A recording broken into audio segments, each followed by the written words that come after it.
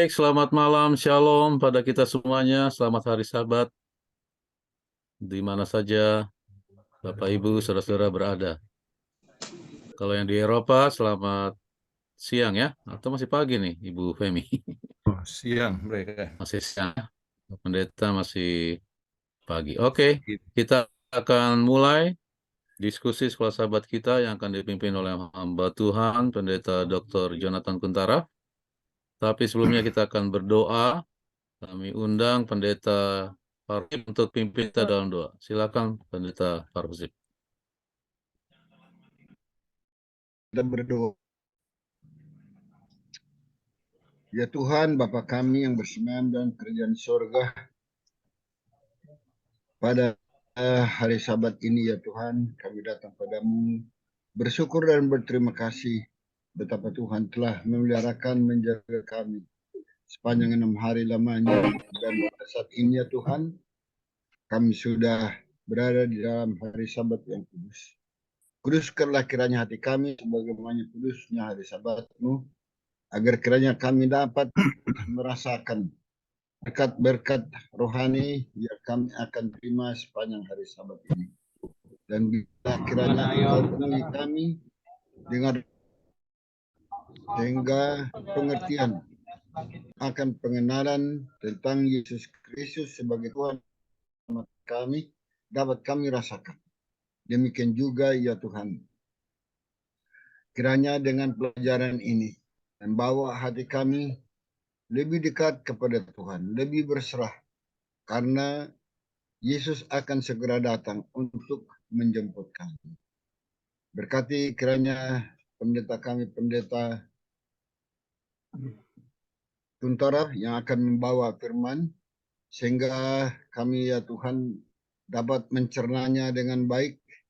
Dengan itu kami dapat menerangkan pelajaran ini untuk besok. Terpujilah namanya Allah, karena kami semua boleh mendapat berkat-berkat-Mu pada hari Sabat ini, terlebih melalui persatuan sekolah sahabat pada saat ini. Terima kasih Tuhan, karena Engkau mengampuni kami dari segala dosa dan kesalahan kami. Terimalah kiranya kami apa adanya, karena kami berdoa di dalam nama Yesus Kristus, Tuhan dan Juru Selamat kami. Amin. Amin. Amin. Terima kasih Pak Pendeta Farhusip yang sudah menyampaikan doa pembukaan.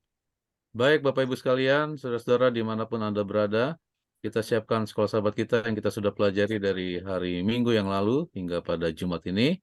Dan kita akan perhatikan dengan seksama poin-poin penting yang kita bisa bagikan di kelas sekolah sahabat kita masing-masing pada sahabat besok. Kami persilakan Pendeta Dr. Jonathan Kuntara.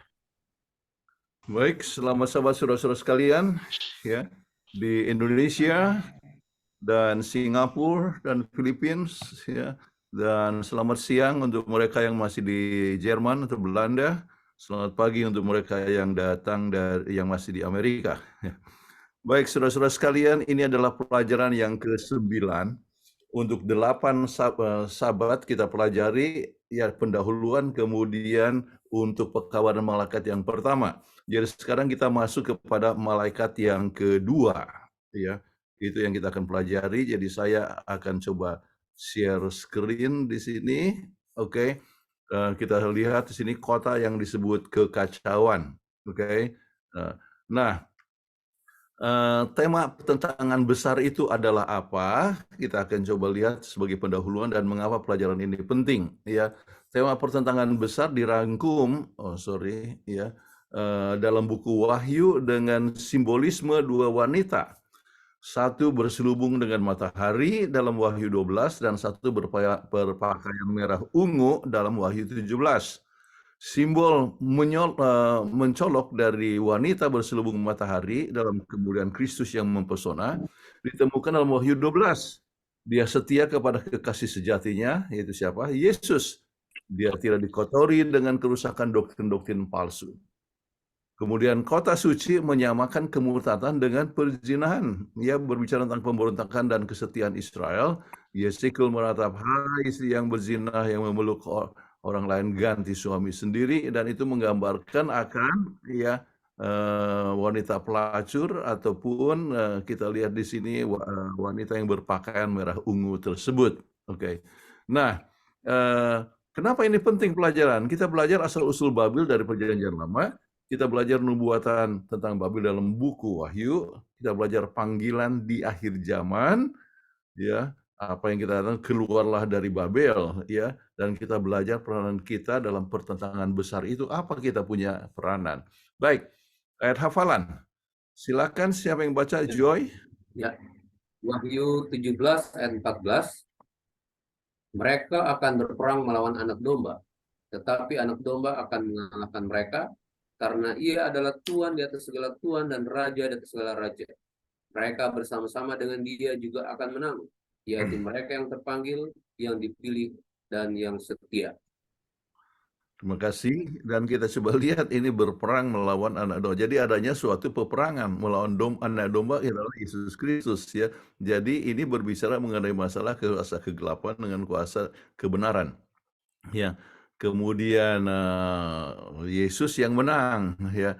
Kemudian dia menjadi raja atas segala raja dan sebagainya. Kita coba lihat beberapa hal yang sangat penting, adanya peperangan antara dua kuasa, Yesus dan setan. Yesus anak domba itu akan menang, Yesus adalah raja dari segala raja, pengikut Yesus akan menang. Pengikut Yesus adalah yang dipanggil, dipilih, dan setia. Ya, ini hal yang sangat penting dilihat dari ayat inti ini, ya. Kalau kita kembali kepada ayatnya, coba lihat, ya, yaitu mereka yang terpanggil, yang dipilih, dan yang setia, ya.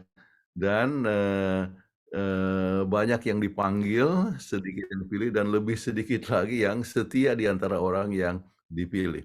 Baik, nah sekarang garis besar pelajaran saya coba bahas dalam 3 hal. Oke, Babel dalam Perjanjian Lama, Babel dalam Wahyu, buku Wahyu, kemudian panggilan pada akhir zaman. Oke, nah apakah nama kota pertama yang dibangun oleh Nimrod, cucu dari Ham? Ya, silakan. Ya, Kejadian 10 ayat 6 sampai 10. Keturunan Ham ialah Kus, Misraim, Put, dan Kanaan. Keturunan Kus ialah Seba, Hawila, Sabta, Raima, dan Sabteka. Anak-anak Raima ialah Seba dan Dedan. Kus memperanakan Nimrod. Dialah yang mula-mula sekali orang yang berkuasa di bumi. Ia seorang pemburu yang gagah perkasa di hadapan Tuhan. Sebab itu dikatakan orang, seperti Nimrod, seorang pemburu yang gagah perkasa di hadapan Tuhan. Mula-mula kerajaannya terdiri dari Babel, Erech, dan Akkad, semuanya di tanah Sinear. Oke, jadi ini Babel, ya, disebutkan sebagai kota yang pertama yang dibangun oleh Nimrod. Oke, kemudian apalagi yang dibangun oleh Nimrod di tanah Shinar ini, ya. Kejadian 11 ayat 1 sampai 9 cukup panjang, tapi kita ingat bagaimana ia kumpulkan orang-orang, dia mau mendirikan akan bangunan, ya, yang tinggi supaya kalau ada banjir lagi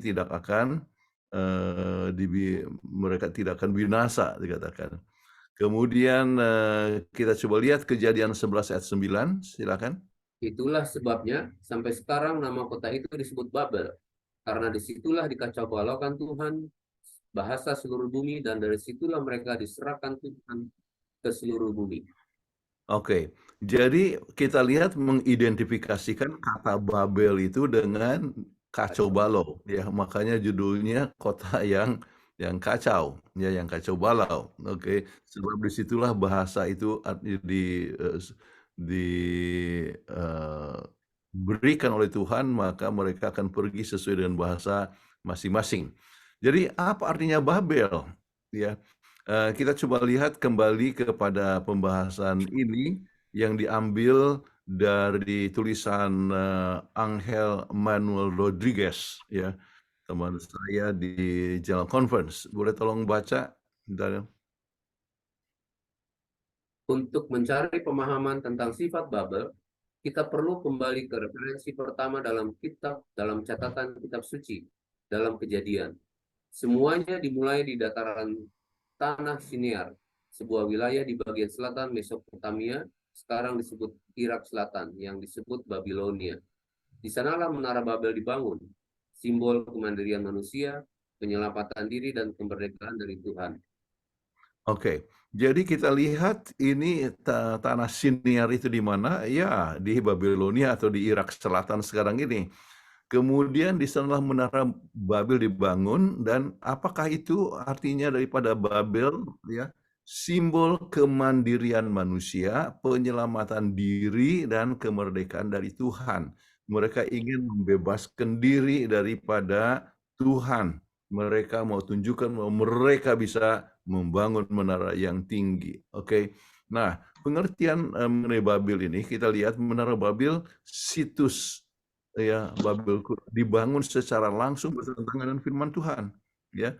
Para pembangun Babel membangun monumen ini untuk kemuliaan mereka sendiri, dan Tuhan mengacaukan bahasa mereka.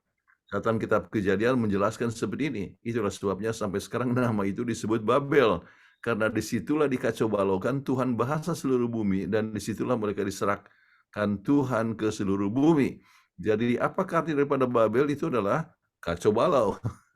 Oke, nah, kembali kepada pengertian daripada Babel, begitu jahatnya sistem Babel sehingga digambarkan sebagai mabuk dengan darah orang-orang kudus dan darah para martir Yesus. Ya, ini dalam buku Wahyu. Ini adalah gambaran mengerikan tentang betapa rusaknya Babel. Ya. Intinya, Babel rohani mewakili agama yang didasarkan pada ajaran manusia. Didirikan di atas gagasan manusia dan didukung oleh tradisi manusia. Ini adalah bentuk agama buatan manusia yang dibangun oleh pemimpin agama dari manusia yang brilian, tetapi bertentangan dengan kekuatan Injil dan gereja yang dibangun Yesus, gereja yang dibangun di atas cinta, bukan kekerasan. Ya, ini adalah satu hal yang sangat penting. Ya, gereja ya adalah satu kerajaan yang didasarkan atas kasih karunia. Kita adalah anggota kerajaan Allah. Ya, jadi bukan dengan kekerasan. Baik. Nah, sekarang kita tiba kembali dalam pembahasan kapan lagi kota kekacauan kembali disebut oleh Alkitab. Kita lihat Daniel 1 ayat 1. Silakan. Pada tahun yang ketiga pemerintahan Yoyakim, Raja Yehuda, datanglah Nebukadnezar Raja Babel ke Yerusalem, lalu mengepung kota itu. Ya, dan jadi Nebukadnezar Raja Babel, ya, itu adalah artinya Babilonia. Indikasi apa yang dapat dari penduduk di padang Sinai tentang pemberontakan kepada Allah, ya? Jadi kembali ini terjadi di Irak Selatan, yaitu di Mesopotamia, ya. Waktu ya Nebukadnezar menyuruh orang menyembah patungnya. Silakan. Daniel 2 ayat 1 sampai 2. Raja Nebukadnezar membuat sebuah patung emas yang tingginya 60 hasta dan lebarnya 6 hasta yang didirikannya di dataran Dura di wilayah Babel.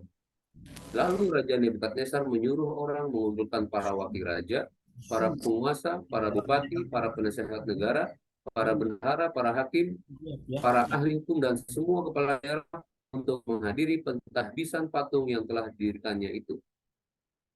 Jadi kita lihat itulah perintah untuk penyembahan kepada patung atau penyembahan kepada. Kenapa ini disebut patung? Ya, dari emas. Kita ingat ini kelanjutan daripada Daniel pasal yang kedua. Ya, pada pasal yang kedua, waktu dia bermimpi tentang lihat itu patung yang terdiri dari emas, kemudian dari perak, dari tembaga, kemudian dari besi, ya, kemudian besi dan tanah liat.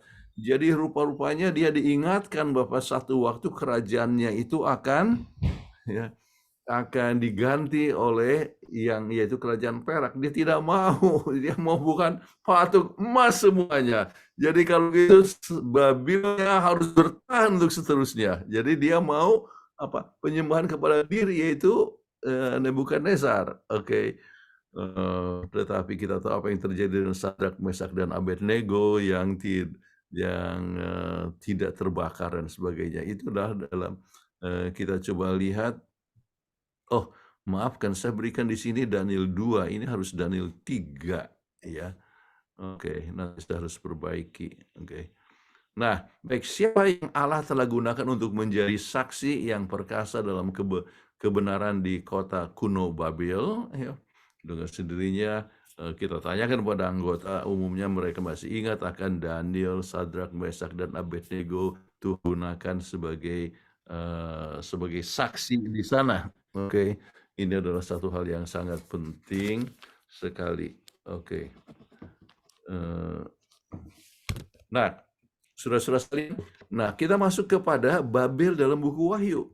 Mengapa kuasa keagamaan murtad digambarkan dalam buku Wahyu dengan nama Babel, ibu dari segala pelacur? Nah, kita coba lihat dalam Wahyu 17 ayat 3-6. Silakan. Dalam roh aku dibawanya ke padang gurun, dan aku melihat seorang perempuan duduk di atas seekor binatang yang merah ungu, yang penuh tertulis dengan nama-nama hujat. Binatang itu mempunyai 7 kepala dan 10 tanduk. Dan perempuan itu memakai kain ungu dan kain kirmisi yang dihiasi dengan emas, permata, dan mutiara. Dan di tangannya ada suatu cawan dengan segala kekejian dan Oh, dan kenajisan. oké. Nou, dan omdat ik ben klaar, alleen maar ik de Sorry. Dan perempuan itu memakai kain ungu dan kain kirmisi yang dihiasi dengan emas, permata, dan mutiara. Dan di tangannya ada suatu cawan emas penuh dengan segala kekejian dan kenajisan percabulannya.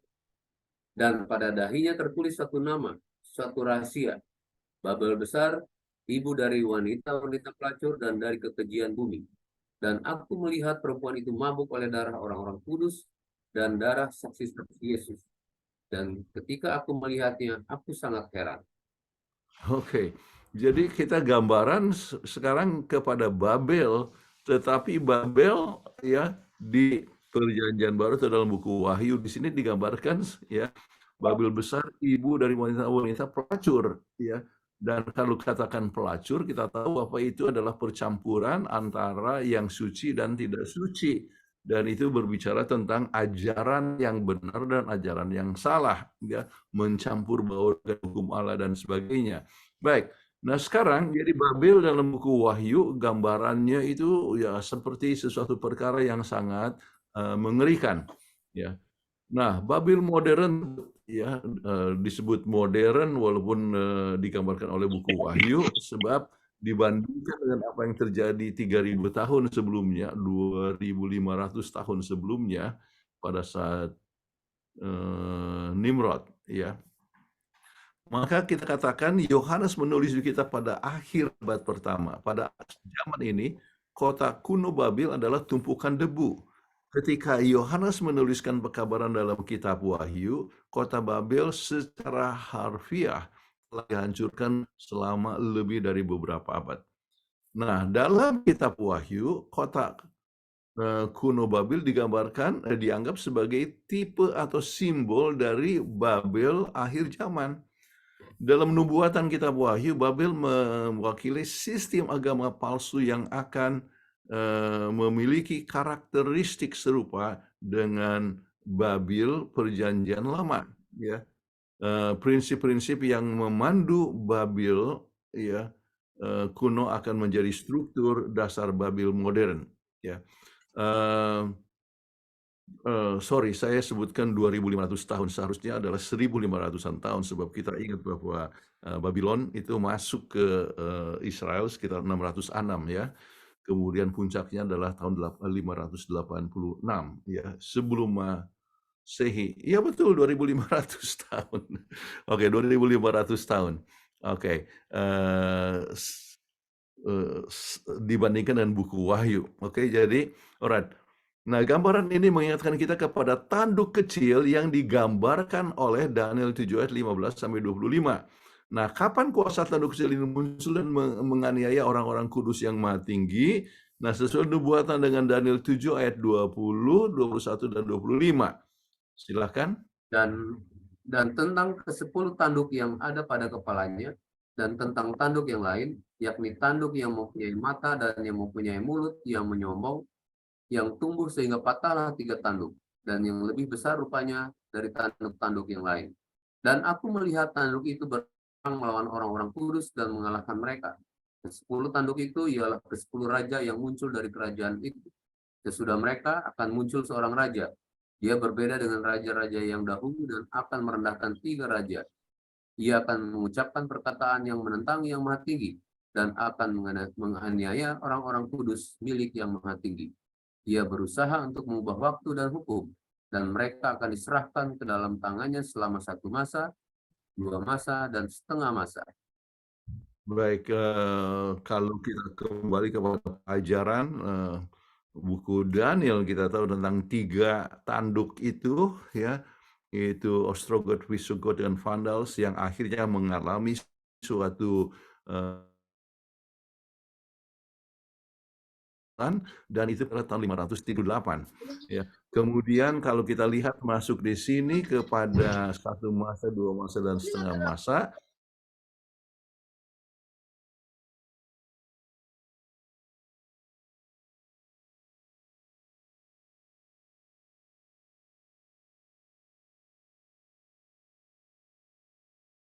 tahun 1798, dan persis pada waktu itu adalah Jenderal Bartir yang telah menangkap akan Paus, ya, dan dipenjarakan, ya, di Avignon, ya. Kemudian kuasa daripada kepausan waktu itu menurun, dan kita tahu penganiayaan-penganiayaan yang terjadi di sini, orang-orang kudus milik Yang Maha Tinggi, ya, banyak sekali orang-orang yang dianiaya, ya. Saya pernah berkunjung ke Waldenses Valley, ya, lembah Waldenses. Waduh, ya, lihat tempat-tempat pelarian mereka, ya, dan banyak sekali yang dianiaya, ya. Mengerikan sekali. Baik, jutaan orang Kristen yang dibunuh, ya, dalam masa kegelapan tersebut. Nah, sekarang Babel modern, pada hari-hari terakhir sejarah bumi, suatu sistem gereja negara akan muncul, yaitu Babel rohani, dengan seorang pemimpin rohani yang mengaku berbicara sebagai Allah. Ajaran manusia akan dinyatakan sebagai firman Allah dan diperintahkannya adalah perintah-perintah Allah. Selama berabad-abad, pemimpin rohani di Roma telah menyatakan bahwa mereka berdiri di posisi Allah di bumi, ya. Dalam surat ensikliknya tanggal 20 Juni 1894, Paus Leo ke-13 menyatakan, kami memegang kendali di atas bumi. Ini tempat dari Allah yang Maha Kuasa. Ya. Kemudian the Fararish Ecclesiastical Dictionary menambahkan, Paus sangat bermartabat dan begitu ditinggikan sehingga ia bukan manusia biasa, tetapi seolah-olah Tuhan dan wakil Tuhan.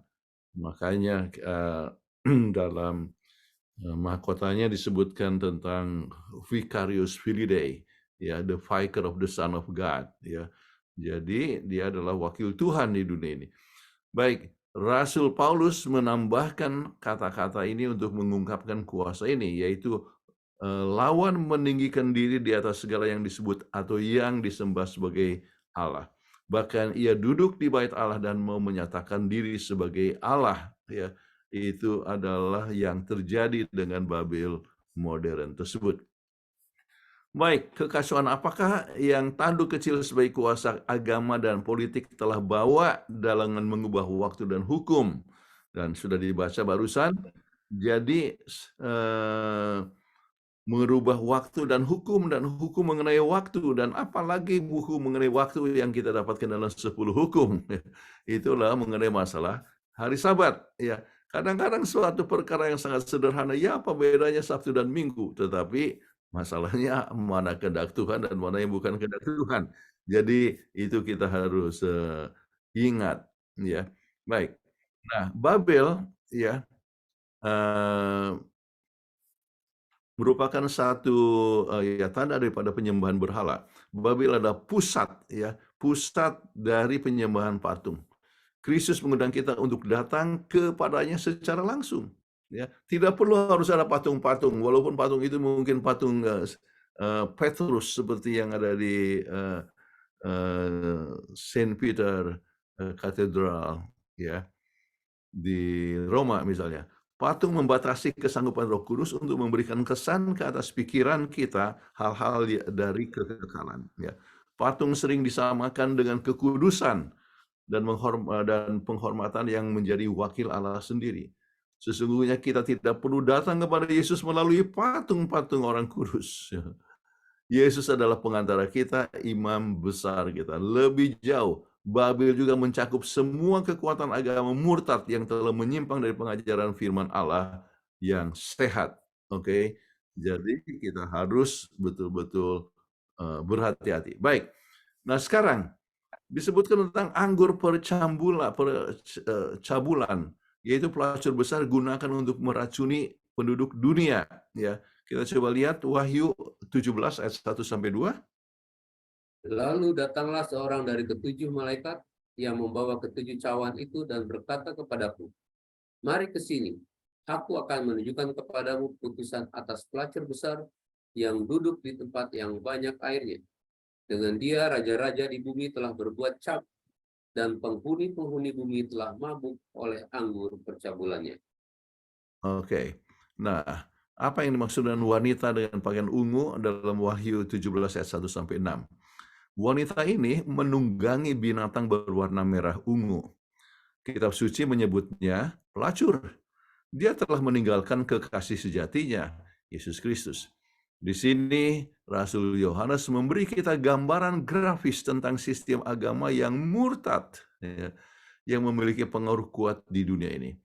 Jika diperhatikan kalimatnya, kekuatan ini adalah menjadi satu dengan dia raja-raja di bumi telah membuat cabul dan penghuni-penghuni bumi telah mabuk oleh anggur percabulannya. Nah, apa yang dimaksud dengan kata mabuk? Selalu konotasi negatif dalam kitab suci. Kata berbuat cabul adalah lambang dari ajaran sesat, doktrin dan praktik yang sesat. Oke, jadi adanya suatu kesesatan bercampur dengan hal yang benar di dalam Alkitab, ya. Jadi itulah yang menimbulkan sesuatu kekacauan. Oke, nah. Ini disebut anggur murka, sistem gereja yang telah jatuh memiliki kejangkauan internasional yang mempengaruhi orang-orang di seluruh dunia dengan penipuannya. Karena iblis sangat marah karena Injil akan diberitakan kepada setiap bangsa, suku, bahasa, dan kaum. Dan Injil akan diberitakan di seluruh dunia. Jadi dia menggunakan setiap penipuan sebisa mungkin untuk memikat pikiran penduduk bumi. Ya.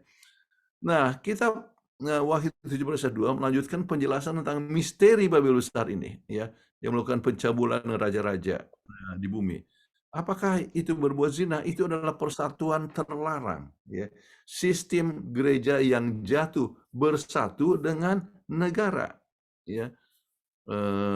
Dalam sistem gereja yang benar, gereja mestinya dipersatukan dengan Yesus Kristus, ya. Jadi bukan dengan negara, ya.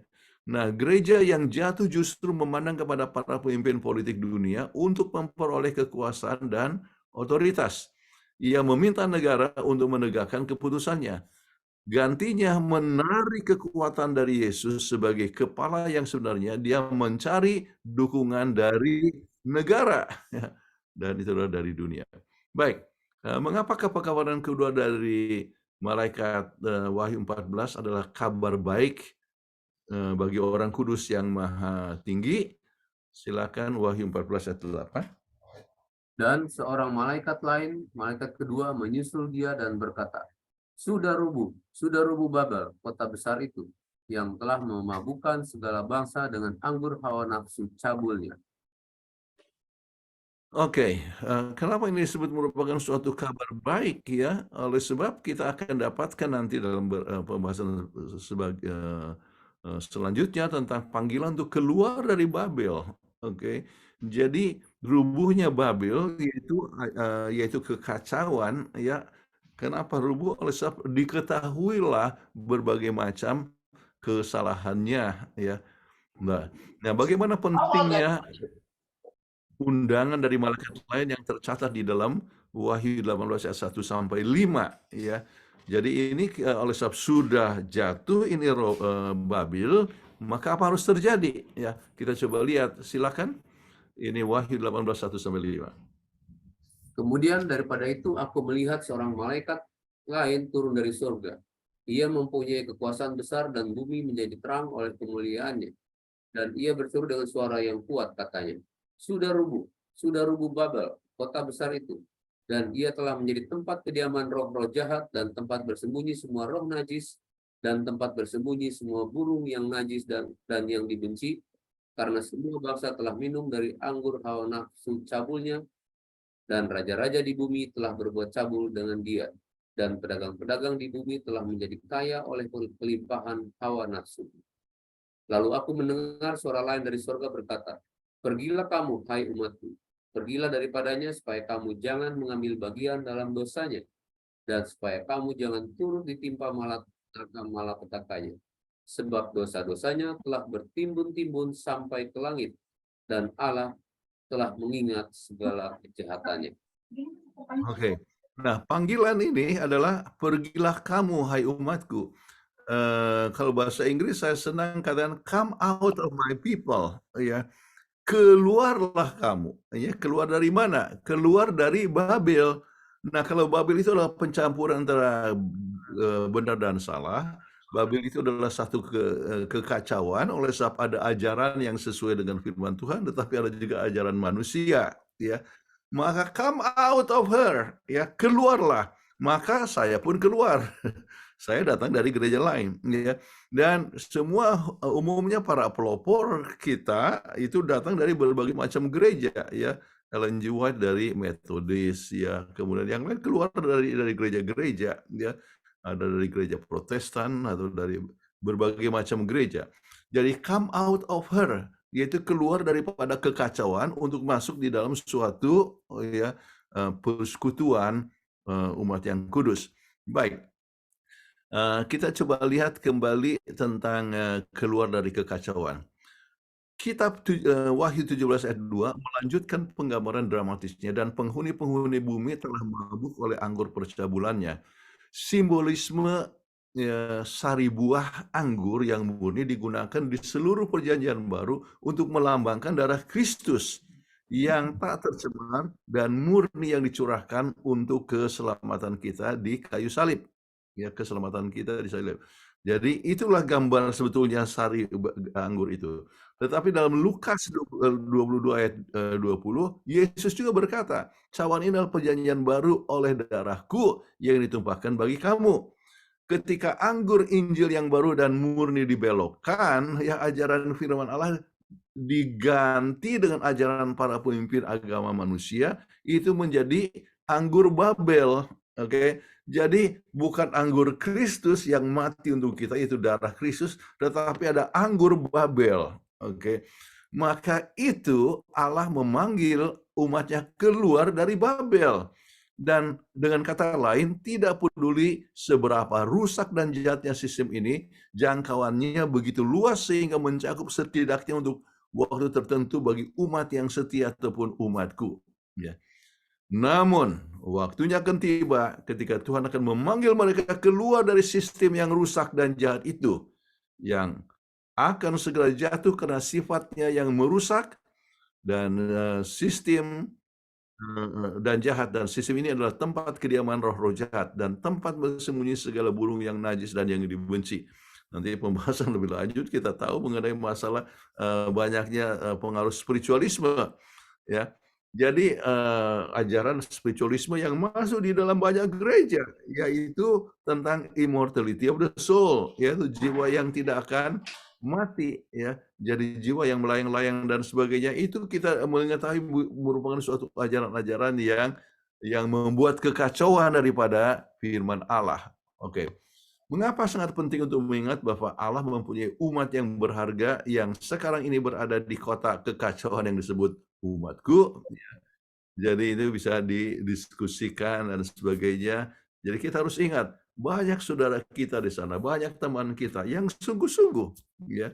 Hari Sabat, ya, bukan hari Minggu kemarin, ya, ada 30 orang kumpul di rumah saya, ya.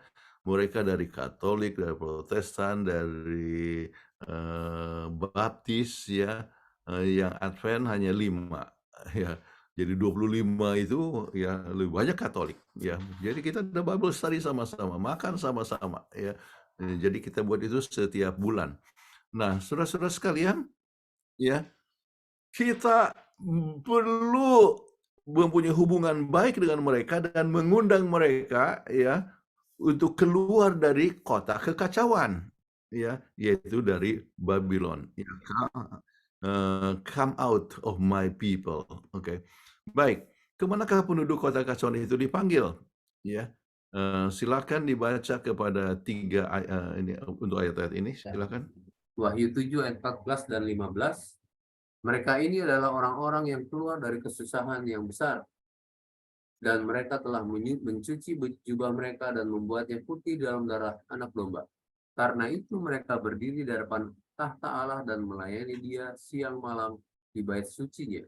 Dan Ia yang duduk di atas tahta itu akan membentangkan kemahnya di atas mereka. Wahyu 14 ayat 12. Inilah ketekunan orang-orang kudus yang memelihara perintah Allah dan iman mereka di dalam Yesus. Wahyu 12 ayat 17. Maka marahlah naga itu kepada perempuan itu, lalu pergi memerangi keturunannya yang lain, yang menuruti hukum-hukum Allah dan memiliki kesaksian Yesus. Jadi keluar dari kota kekacauan untuk masuk ke ya satu persekutuan yang memelihara hukum Allah, ya, iman kepada Yesus dan memiliki kesaksian Yesus. Dan kita tahu kesaksian Yesus itu adalah roh nubuat. Ini keluar daripada kesusahan dan membasuhkan jubahnya, dan itu adalah jubah itu lambang daripada kebenaran Yesus, di mana kita dapat peroleh melalui kematian Yesus di kayu palang. Baik, nah sekarang perbedaan yang sangat kontras bagaimana Anda dapatkan wanita dari wanita murni yang digambarkan dalam Wahyu 12 sebagai umat sisa dengan wanita cabul yang disebut ibu segala pelacur, ya. Jadi bisa didiskusikan ya, berbeda banyak sekali ya, dan termasuk juga mengenai asal ajaran-ajarannya. Baik, bayangkan seorang bertanya, orang tuaku dan kakek nenekku tak mengetahui akan kebenaran yang diajarkan dalam buku Wahyu. Apakah mereka masih bisa selamat? Apakah sambutan Anda? Ya, masing-masing kita mengetahui bahwa Tuhan akan menghukumkan kita sesuai dengan terang yang ada pada kita.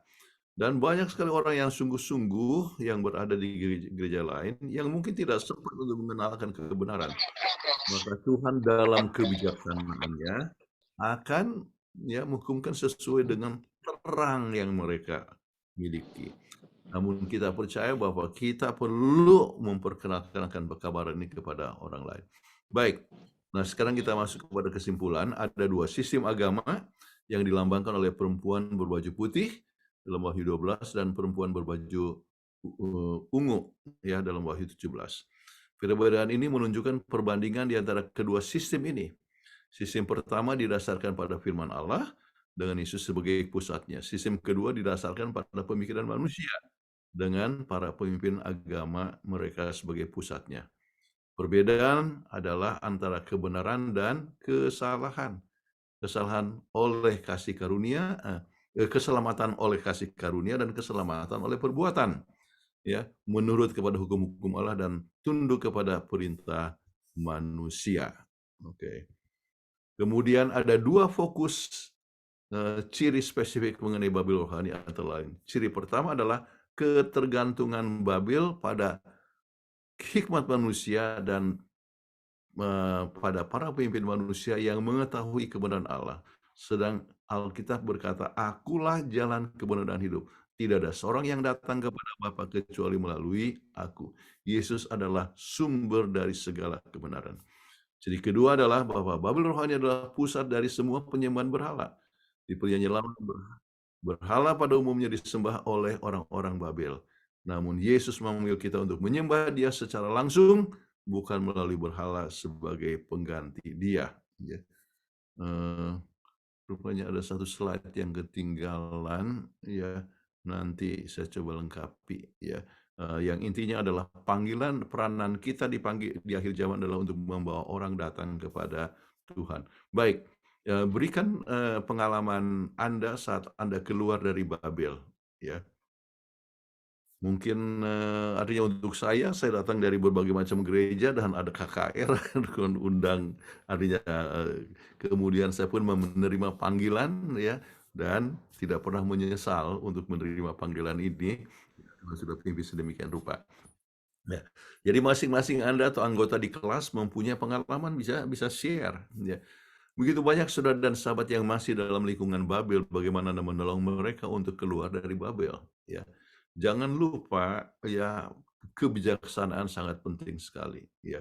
Jangan sampai sekali artinya langsung kita menyalahkan mereka ya. Ada seorang Katolik ya dan suaminya Advent, dokter ya. Kemudian begitu teman saya mengetahui bahwa dia dari Katolik, oh ya, you belong to the mark of the beast ya, Anda punya tanda binatang. Waduh, marah sejak itu tidak mulai ke gereja. Kita harus tunjukkan kasih sayang, beri pembahasan dengan gradual ya, pelan-pelan ya. Ya, jadi kami undang atau kami ada kumpulan itu tidak selamanya ketemu di rumah kami, ada juga di tempat yang lain, tapi kami berangsur-angsur coba menuntun, ya, perkenalkan makanan sehat. Ya, sekarang umumnya yang dibawa adalah makanan-makanan sehat. Ya, mereka pun yang Advent, ya, banyak membawa makanan-makanan yang vegetarian. Oke, waktu potlucknya dan sebagainya. Kemudian ya diskusi untuk coba lihat bagaimana Alkitab ya eh, adalah sebagai penuntun daripada kehidupan. Jadi secara berangsur-angsur ya, jangan hantam orang ya, ya kalau botol begitu kalau dibanting ya pecah, oke. Jadi ya perlu kadang-kadang ya perlunya kebijaksanaan. Banyak gereja yang mempunyai pengajaran yang benar dan salah, melakukan banyak kegiatan kemanusiaan, sedangkan mereka yang mengaku umat sisa tidak banyak melakukan kegiatan kemanusiaan. Bagaimana dapat kita menjelaskan itu? Ya, saudara-saudara sekalian, kan banyak kegiatan kemanusiaan. Itu hal yang sangat penting. Itulah sebabnya kami coba menggalakkan kegiatan kemanusiaan. Kita bangun panti asuhan. Dulu kan tidak ada panti asuhan Advent. Oke. Jadi kita ada rumah sakit, ada sekolah dan sebagainya, dan waktu ditanya kenapa tidak ada panti asuhan Advent, wah, untuk kelola sekolah saja susah, ya bagaimana lagi mengelolakan panti asuhan. Maka kita kumpulkan beberapa orang, kemudian kita mulai panti asuhan pertama, kedua, ketiga, keempat, kelima, dan sebagainya. Ya, tahun ini kita akan resmikan lagi di Bogor, ya, mungkin dalam 2-3 bulan. Ya, dan juga kita akan bikin di Moi Mall, Kalabahe, ya, kita akan resmikan pada bulan Juli kalau tidak salah. Ya. Jadi kita perlu terlibat dalam kegiatan kemanusiaan, ya. Kemudian pelayanan masyarakat, ya, ADRA. Anda bisa tunjukkan bahwa kita mempunyai kegiatan ADRA, ya, dan pelayanan masyarakat daripada gereja-gereja, ya. Itu harus digalakkan sebab ya kita harus mengasihi Allah dan mengasihi sesama manusia. Pekabaran terakhir yang kita harus kabarkan justru adalah kasih. Ya, baik. Bagaimana agar kita jangan terjerat dalam pengajaran Babel modern? Ya, supaya jangan terjerat, ya kita harus selalu ambil waktu dengan Alkitab. Ya, renungkan, pikirkan, atau saturated, ya, the Bible. Ya, kalau di mobil dengar firman Tuhan, ya, kemudian kegiatan-kegiatan yang lain, ya, sambil mendengar firman Tuhan. Ya, jadi pagi ini saya sudah dengar sekitar 6 pasal dari buku Lukas, kemarin selesai buku Markus, ya, dalam 1 hari dengan mendengar firman Tuhan, ya. Walaupun kita melakukan satu kegiatan yang lain sebab kita kan sibuk, tetapi mendengar selalu dapatkan satu hal yang baru, ya. Baik, saudara-saudara sekalian, itu pembahasan dan kita perlu kembali. Oke.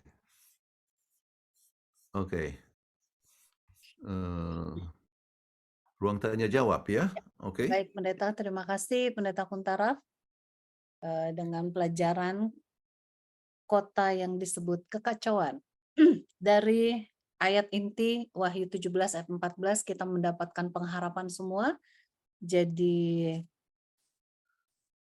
jangan khawatir ya bahwa kita pasti yang setia menurut pada Tuhan, kita pasti akan bersama-sama dengan Dia menang. Nah, saatnya untuk ruang tanya jawab. Tanya jawab, saya perhatikan di chat room belum ada pertanyaan. Wah, ini luar biasa nih. Baru bermunculan ya. Silahkan tuliskan pertanyaan Anda di chat room. Dan bagi yang mau bertanya langsung boleh klik raise hand. Ya, sudah ada 1 pertanyaan di chat room dan ada 2 yang raise hand ya. Saya akan panggilkan terlebih dahulu yang sudah raise hand. Pertama sekali dari tadi yaitu Bapak Dr. John Watupongo. Silahkan Pak John Watupongo.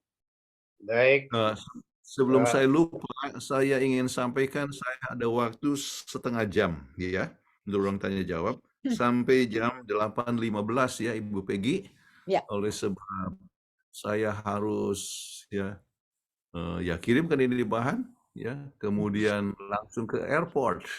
Iya, baik. Terima kasih Pendeta. ya, saya Ya. tahu kesibukan Pak Pendeta Kuntara memang sangat sibuk, jadi cepat-cepat ya saya bertanya, jangan ketinggalan Silakan. lagi.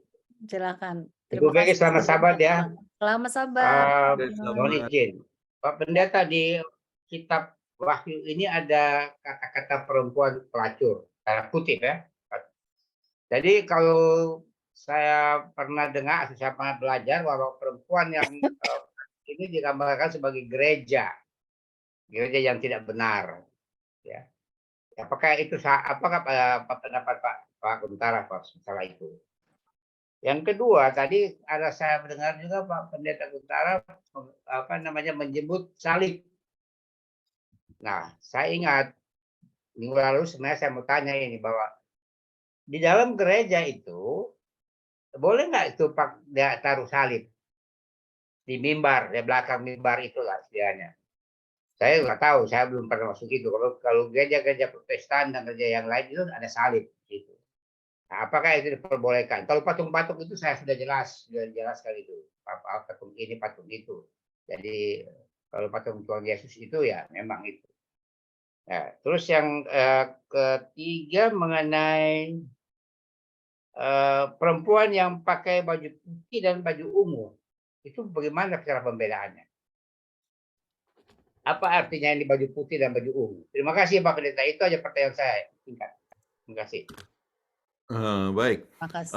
Kalau kita baca kepada buku Yesaya, buku Hosea, ya, kita tahu bahwa hubungan kita dengan Tuhan itu digambarkan antara seperti artinya orang Israel ya sebagai wanita dan Tuhan itu adalah sebagai pria. Artinya hubungan antara Tuhan dengan pengantin. Ya, kita akan dapatkan itu berulang-ulang. Jadi wanita itu adalah gambaran daripada Israel, ya, atau gambaran daripada jemaat, ya. Kita dapatkan itu berulang-ulang. Baca Yeremia ataupun juga Yesaya ataupun juga ya termasuk dalam sini buku Wahyu. Jadi wanita yang bagaimana? Wanita yang kalau misalnya wanita itu adalah wanita yang suci, ya, maka itu adalah jemaat yang benar. Kemudian kalau pelacur adalah wanita yang mempunyai suatu hubungan dengan yang tidak benar, ya. Jadi itu adalah lambang daripada gereja yang salah, ya. Jadi inilah yang kita bisa pakai. Kita harus ingat pelacur lambang daripada gereja yang salah. Ya. Kemudian mengenai masalah percayaan kedua tentang salib, ya, salib itu ya adalah lambang daripada kematian Yesus, ya. Jadi kalau seandainya di gereja ada salib tidak jadi masalah, asal jangan kita menyembah salib, ya. Kita tidak perlu harus bawa-bawa salib kemana-mana, ya.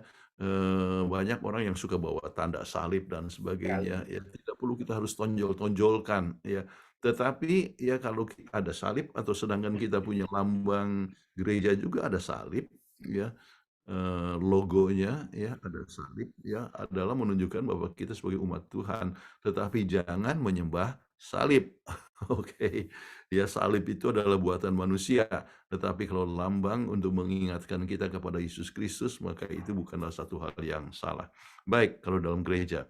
Kemudian ya kembali wanita berpakaian putih lambang gereja yang benar, wanita daripada yang berpakaian ungu adalah lambang daripada gereja yang salah. Yang disebutkan di situ adalah Babel, artinya kekacauan, dan juga adalah dikatakan pelacur besar. Kenapa disebut pelacur besar? Oleh sebab mencampurkan antara benar dan salah. Baik, mudah-mudahan kasih. menolong. Silakan. Bagaimana? Ya, Dokter? terima kasih Pak Pendeta Dr. Kuntara. Terima kasih. Baik, Saya terima bisa kasih. tangkap sekarang. Oke, puji Tuhan ya. Terima kasih pertanyaannya, dan selanjutnya saya akan bacakan yang ada di kolom chat ini dari Billy. Selamat sahabat pendeta, izin tanya pekabaran malaikat kedua ini. Sudah rubuh Babel, apakah arti sebenarnya? Kapan terrealisasinya? Apa Babel dan wanita berbaju ungu memiliki arti yang sama? Oke, Babel ya jatuh ya, artinya Babel sudah rubuh ya, menggambarkan sesuatu ajaran yang telah diketahui akan kejatuhannya ya. Jadi gereja yang sudah bercampur antara benar dan salah ya, itu rubuh ya. Kenapa? Oleh sebab ya sudah bercampur dengan artinya percampuran antara benar dan salah itu sudah diketahui, dan kapan itu terrealisasi, makanya dikatakan keluarlah kamu daripada Babel, itu adalah tahun 1843 1984. Oke. 1844 atau 1843 ya, pekabaran yang kedua daripada Alkitab. Kita sebutkan pada saat adanya orang-orang keluar dari berbagai macam gereja untuk memasuki sesuatu pergerakan yang baru. Itu terjadi tahun 1844. Oke. Jadi itu yang saya boleh katakan ya. Dan apakah Babel Babel dan wanita berbaju ungu memiliki arti yang sama? Jawabnya adalah benar ya. Jadi Babel, tetapi Babel modern ya, dalam mempunyai pengertian adalah suatu pergerakan yang mencampurkan antara benar dan salah sehingga disebut seperti pelacur. Baca buku Hosea, bagaimana hubungan Tuhan kepada orang Israel, digambarkan bagaimana wanita itu adalah wanita pelacur. Kenapa? Oleh sebab dia sudah mencampurkan antara benar dan salah. Oke. Iya. Semoga menjawab ya tadi yang bertanya Billy. Oke, sekarang saya akan lanjutnya kan pada Diki Latu Kolan yang sudah raise hand. Silakan. Terima kasih kesempatan yang telah diberikan. Selamat malam dan selamat sahabat. Sahabat. Pendeta, saya mau tanya pendeta. Kan di hari Kamis yang alenia yang terakhir dikatakan bahwa penggunaan patung sebagai objek penyembahan atau yang disebut pemujaan merupakan pelanggaran terhadap perintah kedua karena membatasi kemampuan Roh Kudus untuk menanamkan dalam pikiran kita hal-hal kekal dan mengurangi keagungan Allah menjadi suatu patung tak bernyawa. Nah, pertanyaannya, bagaimana dengan gambar-gambar atau poster-poster Yesus, pendeta? Apakah itu ada perbedaan antara gambar ya dengan patung. Patung oleh sebab itu adalah 3 dimensi ya. Kemudian dimasukkan ke dalam gereja untuk disembah, dan bagaimana orang tunduk ya, kemudian menyembah. Orang tidak menyembah kepada gambar ya. Ada gambar ya, bukanlah satu hal yang misalnya buku ada gambar, kita tidak menyembah kepada gambar. Oke. Kita orang mungkin saja di gereja ada gambar ya, tetapi orang tidak akan menyembah kepada gambar. Ya, tetapi ini mengenai masalah patung-patung itu adalah membatasi akan Allah. Ya, kalau kita lihat kepada tulisan dari Ellen G. White, Patriot and Prophet halaman 304-305, kita dapatkan bagaimana patung itu kan dibuat oleh manusia. Jadi sebetulnya kita menyembah buatan kita sendiri. Ya. Kemudian Allah yang agung itu tidak bisa dibatasi dengan suatu patung yang rendah, yang dibuat oleh manusia. Ya. Jadi itulah sebabnya kita harus menghindarkan adanya patung-patung di dalam gereja. Ya. Kalau gambar, kita tidak melihat satu hal yang orang menyembah gambar. Oke. Silakan. Baik, terima kasih Pendeta dan semoga menjawab ya tadi ya Pak ya. Ingat saja hukum yang kedua itu, janganlah engkau membuat patung dan menyembahnya.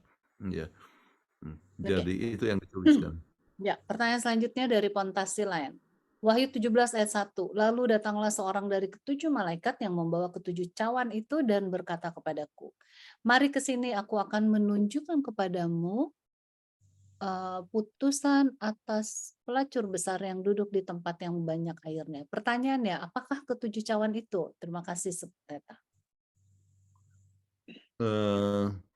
Baik, cawan itu seorang dari apa yang kita lihat di dalam cawan itu kan ada lambang daripada 7 bala yang terakhir. Oke.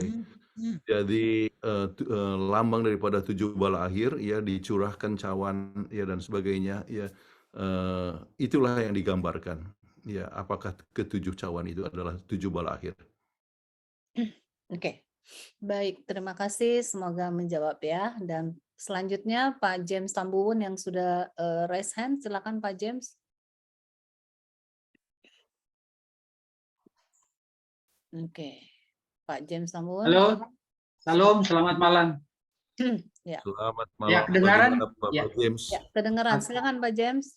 Oke, selamat singkat ya, malam Pak. sama sahabat. Ya, ya. Oke, Saya terima ingin kasih. bertanya Pendeta. Wahyu 14 ayat 8 sudah rubuh kota Babel itu. Dan kita secara organisasi sudah keluar dari Babel itu.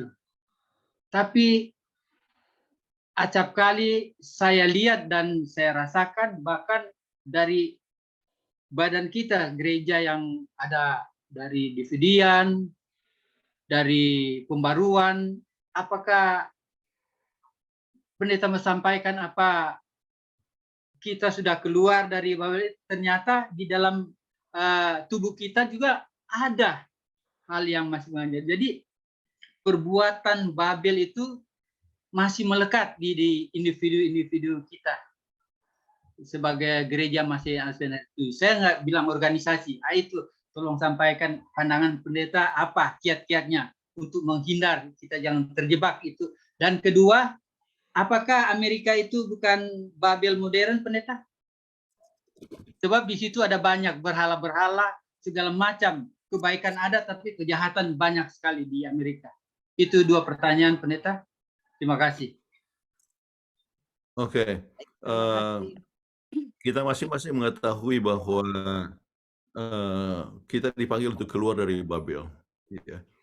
Tetapi oleh sebab kelemahan-kelemahan tertentu, ya, banyak orang yang sudah merasa dirinya lebih benar, ya, daripada orang lain. Kemudian mereka tidak merasa puas, ya. Kemudian mereka coba membuat kelompok-kelompok dengan ajaran-ajaran yang baru yang sesuai dengan mereka punya keyakinan benar, ya. Dan Roh Nubuat sendiri sudah berkata, ya, bahwa kita tidak perlu lagi suatu organisasi yang baru, ya. Setiap organisasi yang baru adalah satu kemurtadan. Itu dikatakan oleh Ellen G. White. Sebabnya kelompok-kelompok yang coba keluar, ya, mengatakan bahwa mereka keluar dari Babel seakan-akan kita adalah yang Babel. Ya, Roh Nubuat secara jelas kita bukan lagi Babel. Ya, kita bukanlah Babel. Kemudian mereka yang mengatakan bahwa gereja Advent adalah Babel adalah termasuk dalam kelompok yang sangat salah. Itu Mrs. White katakan. Ya, sangat jelas. Jadi mereka yang coba mendirikan kelompok yang keluar dari organisasi justru adalah satu kemurtadan. Dan itu ada juga tulisan daripada Roh Nubuat. Kalau Anda mau lihat dengan jelas, ikuti di YouTube ya tentang mungkin ini YouTube dari Oral Channel ya, Ibu Peggy. Ya. Waktu kita bahas tentang reformasi, Ya, ya, betul. ya tentang reformasi, Advent reformasi, ya, Advent reform. Saya berikan kutipan-kutipan itu dengan sumber-sumbernya. Oke, itu pertama. Yang kedua, apakah itu gereja Advent itu, artinya Amerika itu Babel? Ya, Babel itu bisa saja ada di mana-mana, ya. Jadi gereja yang bersifat Babel itu ada di Indonesia, ada di Amerika, ya. Tetapi ingat, ya, Babel adalah sesuatu kekacauan, ya. Jadi di mana kalau kita sudah mencampurkan antara benar dan salah, maka itu adalah sesuatu hal yang bersifat Babylon, ya. Dan kita harus hindarkan Babylon, harus keluar dari Babel. Oke? Ya, cukup ya itu pertanyaannya tadi Pendeta ya. Ya, Ya. baik. Saya akan bacakan pertanyaan yang ada di kolom chat dari Ibu Evi Peo. Bagaimana dengan patung yang ada di dalam rumah? Jadi ada juga patung yang dekat kolam ya, kemudian ya patung-patung seperti bango-bangoan gitu. Oh, Pajangan-pajangan saya keramik. saya tidak Katanya lihat nggak itu boleh. adalah ingat hukum yang kedua itu jangan kamu membuat patung dan menyembahnya. Kalau misalnya ada punya patung katak di situ enggak jadi masalah. Sedangkan di Jalan Conference ada patung ya tentang kedatangan Yesus, maksudnya orang-orang yang menanti kedatangan Yesus ya sambil memandang ke sana. Ya orang kan tidak menyembah itu ya, tetapi gambaran dari apa namanya itu adalah merupakan salah satu seni ya, kesenian. Ya. Ya, intinya tidak disembah ya Pendeta ya. Ya. Terima kasih Pendeta. Ya. Terima kasih Bu Selanjutnya, Peggy. ya sama-sama Bu. Dari yang sudah resign dari Jones Lerebulan. Silakan Pak Jones. Pak Jones Lerebulan, apa masih ada? Ya, silakan Pak Jones. Siap, hormat. Selamat sabat. Selamat sabat. Selamat sabat. Pertanyaan saya ini di Babel ini ada pemuda-pemuda Ibrani di dalam pelajaran sekolah sahabat ini yang diperintahkan untuk tunduk ya. Iya. Dan kita lihat dalam keterangan ini di hari Rabu ini mereka berkomitmen ini tunduk bagaimana, yang tunduk begini kan tunduk upacara. Mereka berkomitmen tidak tunduk. Tapi kenyataan sekarang tahu kedafidian di gereja Advent, karena kita ini di sini diskusi Advent. Barangkali kalau ada orang lain juga ya tidak apa-apa. Tapi di kalangan kita ini yang penting Bapak senang. Ya saya sudah tahu mau saya. Yang penting Bapak senang itu yang terjadi. Apakah kita tidak tergolong di dalam kondisi Babel? Karena yang penting Bapak senang. Tapi Sadrak Mesra Abednego tidak pernah tunduk. Walaupun nyawa taruh. Tapi sekarang yang penting Bapak senang, segala sesuatu bisa terjadi di dalam gereja. Ya. Yang berikut, Nebukadnezar dia katakan dia dewa, tapi dia mengakui Tuhan. Dan nama-nama dewa yang dipakai untuk orang-orang Ibrani itu nama-nama itu tidak jelek, terang, pelindung dan lain-lain. Lalu pertanyaan saya seperti ini. Tadi pertanyaan pertama tadi. Pertanyaan kedua adalah seperti ini. Kalau dewa orang Babel itu namanya bagus-bagus, mau terang. dan lain-lain sebagainya, pelindung dan lain-lain sebagainya. Kok kita orang Advent rupanya tidak saling menghargai, tidak saling melindungi. Apakah itu keadaan Babel juga di dalam gereja-gereja ini? Dua pertanyaan itu saya buat pencerahan untuk diskusi. Terima kasih Pak Jones.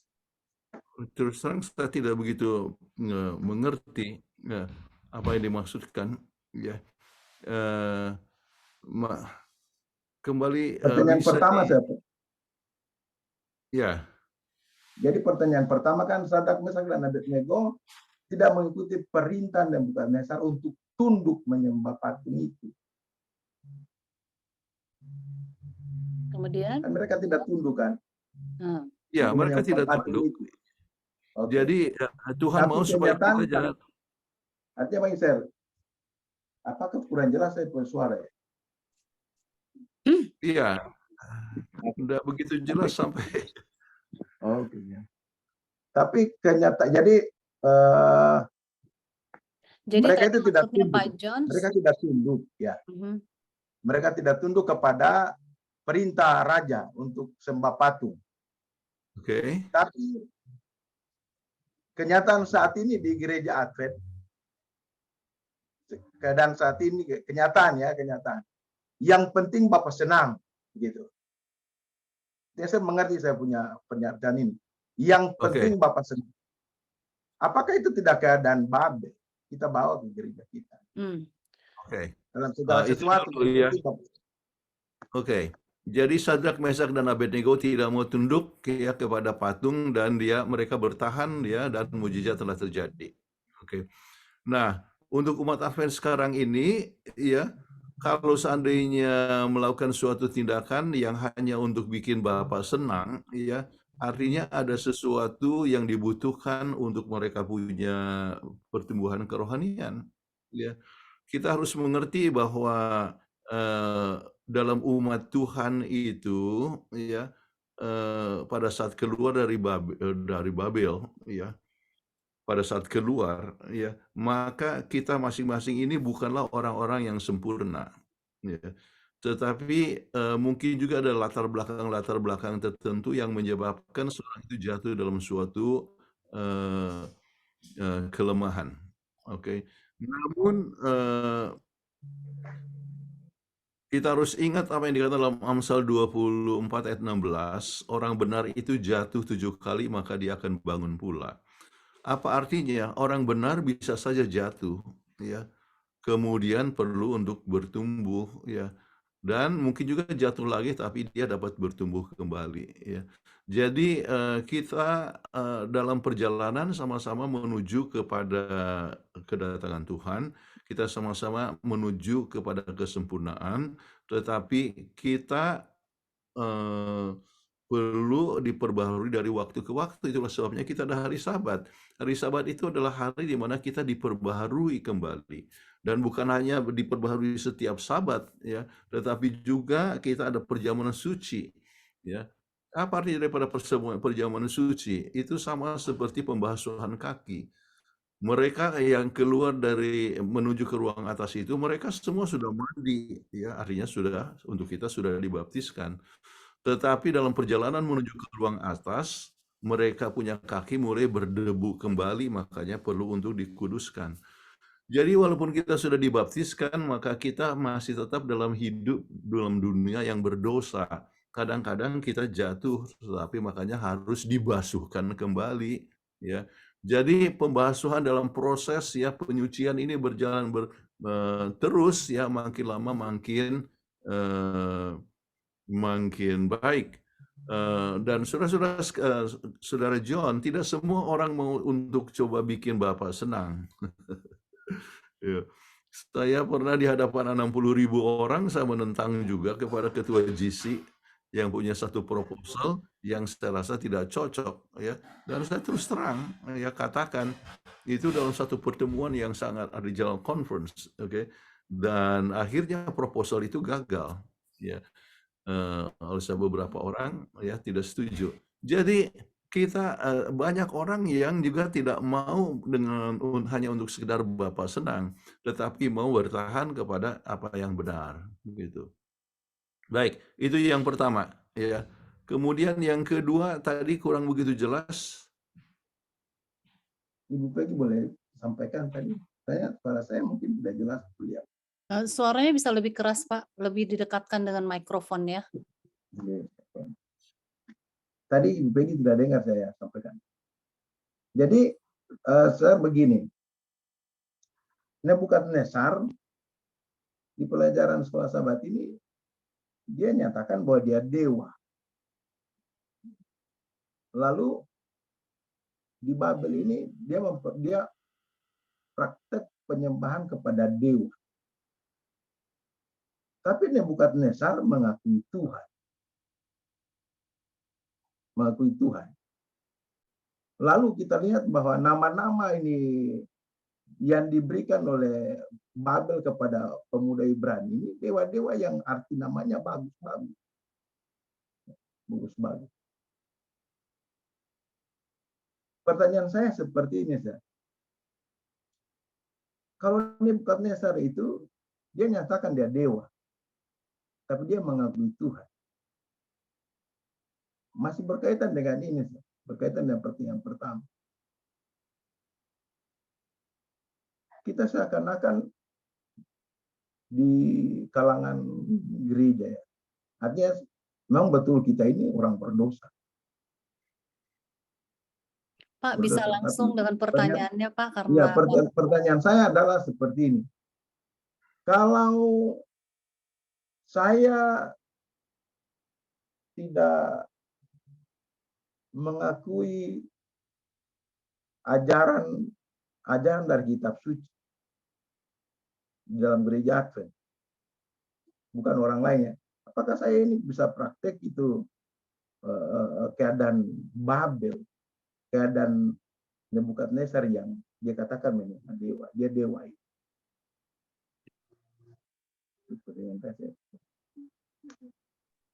Ya, udah Pak pertanyaannya. Ya, Ya, itu. oke. Ya. Suara tidak jelas. Ya, Saya tidak lihat itu sebagai suatu pertanyaan. ya, betul Ya. sekali. Ya, Jadi saya tidak lihat itu sebagai suatu pertanyaan. Ya, jadi anyway, ya prinsip yang sangat penting adalah bahwa kita keluar dari Babel, oke? Dan kita keluar dan kita mengikuti akan kehendak Tuhan, ya, sesuai dengan apa yang dituliskan di dalam Firman Tuhan. Ya, jadi Babel juga artinya, tetapi Tuhan mencintai Nebukadnezar, dan kalau kita lihat sesudah apa yang terjadi di dalam pengalamannya di buku Daniel pasal yang keempat, ya, akhirnya dia direndahkan dan akhirnya dia mengakui bahwa Tuhan itu adalah Tuhan yang hidup, ya, maka pengalaman pertobatannya yang menyebabkan bahwa kita akan bisa ketemu dengan Nebukadnezar di surga nanti, ya, dan itulah yang saya bisa katakan, ya. ya, baik. Saya tidak lihat pertanyaannya Ya, yang jelas. Ya, Oke. kita lanjut ya Pendeta ya. Ini waktu kita hanya ya, waktunya tinggal 1 menit lagi. Oke, satu lagi saja orang. Ya, saya akan bacakan sedikit dari M. Silalahi. Apakah ada tulisan Ellen G. White melarang mengunjungi tempat wisata yang beraroma tempat agama lain, contoh pagoda, borobudur, secara tidak langsung kita mengagumi. Gimana, Pendeta? Saya belum tiba kepada suatu kutipan tersebut, bisa dibuat research ya. Okay. Tetapi sesuatu yang bersifat, saya boleh katakan Ellen G. White sendiri waktu pergi ke Eropa, ya, dan dia mengunjungi banyak tempat-tempat, ya, dan melalui kunjungan tersebut justru dia dapat merevisi akan buku The Great Controversy. Oleh sebab ternyata dia dapat melihat sendiri apa yang dulu dia lihat waktu dia terima kail The Great Controversy itu di satu kota namanya Jackson, Ohio. Ya, di penguburan, ya, dia tiba-tiba dapatkan kail, ya. Kemudian untuk 4,5 jam, ya. Jadi sesudah peristiwa itu dia tuliskan, ya, setan berusaha untuk membunuh dia, tetapi dengan doa orang-orang kudus akhirnya dia bisa sadar kembali dan ternyata bahwa dalam khayal sesudah itu dia dapatkan bahwa setan membunuh dia oleh sebab setan tahu bahwa dia dapatkan khayal tentang the great controversy, ya. Nah, dia tuliskan, tetapi sesudah kunjungannya ke Eropa, maka dia bisa melihat tempat-tempat yang dia sudah sempat lihat di dalam khayal, ya. Maka akhirnya dia bisa menuliskan dengan lebih jelas lagi, ya. Makanya ada satu revisi daripada buku The Great Controversy. Jadi yang dilihat-lihat ya termasuk banyak sekali tentang patung-patung dan sebagainya. Jadi untuk lihat ya dengan tidak menyembah bukanlah satu perkara yang salah. Baik, Oke? terima kasih pendeta. Oke. Pendeta ini satu lagi dari Ibu Dr. Vivi Pandoy, silakan Dok. Ini yang terakhir ya. Ya betul. Silakan Dok. Tunggu dokter belum di mute, belum di unmute. Oke. Silakan. Sudah belum di unmute. Tadi udah unmute. Oke.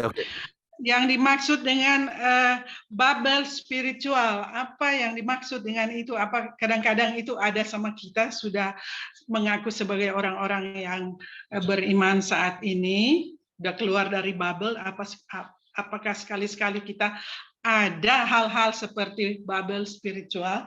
Itu aja Pak Pendeta. Sebetulnya istilah bubble spiritual itu adalah kebalikan daripada Babel yang fisikal. Babel yang fisikal itu adalah yang digambarkan dalam Perjanjian Lama. Oke. Jadi yang dibangun oleh Nimrod atau yang dibangun oleh Nebukadnezar, kemudian patungnya itu adalah semua yang bersifat Babel yang nyata gitu, fisikal. Tetapi Babel spiritual adalah di dalam Perjanjian Baru ya yang digambarkan oleh Wahyu di dalam buku Wahyu pasal 17 dan sebagainya, yaitu gambaran sifat-sifat Babel seperti yang ada di dalam buku Kejadian 11 ataupun juga di dalam buku Daniel ya. Itu adalah Daniel, artinya itu adalah Babylon spiritual ya artinya ya. Jadi yang digambarkan di dalam Wahyu. Namun ya bisa saja kita mempunyai secara pribadi mempunyai sifat-sifat Babel tersebut, yaitu mencampurkan antara benar dan salah. Ajaran kita mengajarkan ajaran benar dan salah mungkin juga secara pribadi, tetapi tadi yang kita maksudkan itu adalah lebih banyak bersifat secara organisasi, ya, organisasi secara resmi. Tetapi berbeda dengan soal pribadi itu oleh sebab mungkin kelemahan pribadi, ya, kelemahan pribadi di mana kita pun harus keluar daripada sifat-sifat daripada Babilonia. Baik. Oke. Makasih Pak Pendeta. Ini satu mungkin jawabannya sangat singkat ya karena ini dari Wilbert Situmeyang dari Perth Australia. Apakah Laodikia atau suam-suam kuku boleh disamakan dengan Babel? Jawabannya adalah tidak. Tidak ya. Waktu ya. Jadi kalau singkat ya tidak. Oke. Baik. Hanya saya ingin sebutkan suam-suam itu artinya dia rohaninya itu ya kelihatan panas-panas tai ayam ya, tetapi yang kita butuhkan adalah apa namanya, kita butuhkan adalah emas yang teruji, yaitu adalah iman yang dapat diuji dan juga kasih satu sama lain. Itu digambarkan oleh Ellen G. White sebagai emas teruji yang dibutuhkan oleh jemaat Laodikia. Kemudian yang kebutuhan yang kedua adalah pakaian putih, kebenaran Yesus. Jadi bukan kebenaran pribadi ya, tapi kebenaran Yesus. Dan yang ketiga yang dibutuhkan adalah pencelak mata, itu adalah Roh Kudus supaya kita dapat membedakan antara benar dan salah. Jadi itulah yang kita butuhkan. Jangan kita merasa bahwa kita sudah rohani, turut pelihara hari Sabat, ya, tetapi mempunyai kecenderungan untuk artinya meninggikan diri daripada ya meninggikan Yesus Kristus. Jadi kita butuhkan itu tiga. Oke, maafkan kita harus terburu-buru. Ya. Ya. Baik.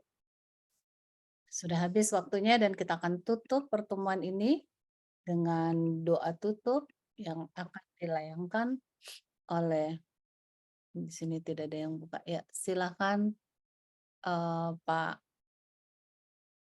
Pak Daniel, mana dia? Ya, Pak Daniel Sitompul, silakan doa tutup. Mari kita berdoa.